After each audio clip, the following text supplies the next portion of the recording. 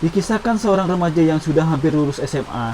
Dia terpaksa menjalani hukuman akibat terlibat perkelahian sesama teman di sekolah karena tidak didapati bukti dan saksi menyatakan ia korban bully. Akhirnya si remaja tersebut dibebaskan dan bisa bersekolah lagi sampai akhir kelulusannya.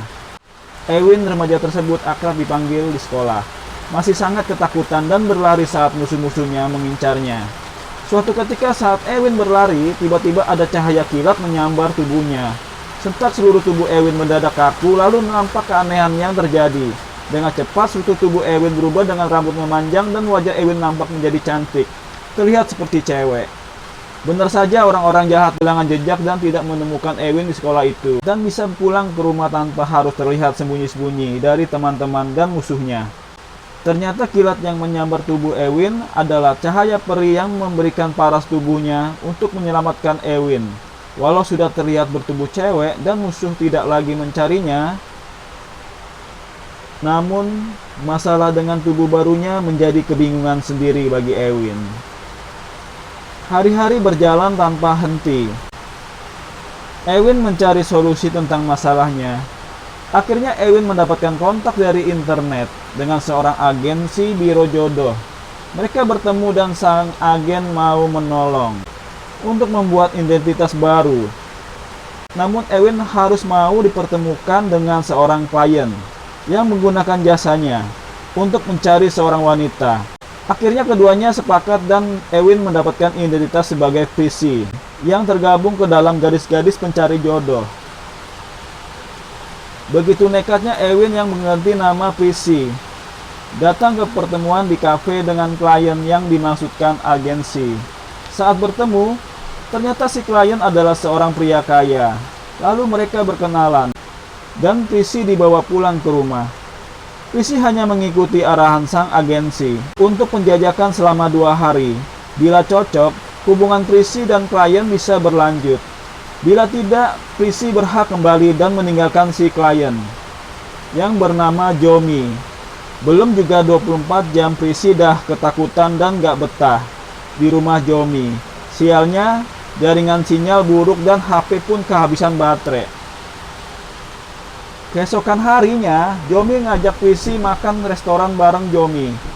Jomi pepet terus Prissy hingga hidungnya ketonjok. Wow, ternyata Jomi nggak marah. Prissy buka laptop dan menikmati musik berdua. Walau demikian, Prissy yang jelmaan Ewin mulai cari alasan buat pergi menjauh dari Jomi. Akan tetapi Jomi berhasil menyusul Prissy dan menjelaskan bahwa ia adalah orang baik. Perlahan-lahan Prissy mulai nyaman. Dan pas 2 hari, Prissy pergi. Jomi nggak berupaya menahan. Jomi juga melihat ada yang hilang bila mana Prissy nggak ada di rumahnya lagi.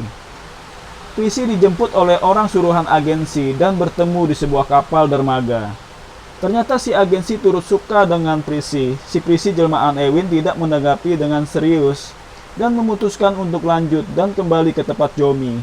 Prissy akhirnya kembali ke tempat Jomi. Benar, setelah hari ketiga, Jomi yang sedang bersama Prissy curhat tentang kenapa ia menggunakan jasa agensi buat perjodohan. Itu disebabkan kekecewanya dengan calon tunangannya yang menolak untuk menikah, dan mamanya mendesak untuk cari pengganti. Setelah berminggu-minggu, Prissy dan Jomi sudah sangat dekat dan akrab, walau ada aja di sekitar mengganggu. Di suatu hari, orang tua bekas tunangan Jomi datang, namun mama Jomi menolak perjodohan Jomi dengan tunangannya dulu. Dan beralasan Jomi sudah menemukan orang yang tepat, yaitu Prissy. Prissy yang di rumah itu menguping pembicaraan mama dan orang tua mantan tunangannya tersebut agak kaget dan kecewa bila ternyata mau gak mau Prissy dan Jomi harus diklaim bakal dinikahkan. Saat Prissy ketemu Jomi, mereka berdua sudah gak biasa. Ada deg-degan dan rasa yang dihinggapi keduanya. Sampai akhirnya Prissy kabur gak bilang dengan Jomi. Jomi yang sudah merasa mencintai Prissy sangat kehilangan. Suatu malam yang gak disangka-sangka, Prissy menelepon. Saat Jomi menemukan Prissy di situ, tiba-tiba saja sang agen marah dan berkelahi dengan Jomi. Buat Jomi diusir dan disuruh pergi oleh security. Tapi beberapa jam setelah itu terjadi, Prissy menelpon untuk menjemputnya di sebuah taman. Jomi melihat Prissy terluka. Ternyata Prissy diperlakukan tidak baik oleh sang agensi. Lalu Prissy kabur dan memilih bertemu dengan Jomi, yang dengan begitu mengajak kembali ke rumah. Dan konsekuensinya Prissy menikah dengan Jomi. Karena keputusan mama Jomi dan hari dimana Prissy honeymoon, Prissy sangat bertele-tele bikin Jomi gak sabar. Walau begitu, Jomi tetap orang baik yang gak memaksakan. Namun suatu malam Jomi yang memang merasa dipermainkan Prissy kesal dan terjadilah pemaksaan. Mulai Prissy jelmaan Ewin yang status mereka telah resmi menikah, dan akhirnya Prissy menjadi perempuannya Jomi selama-lamanya.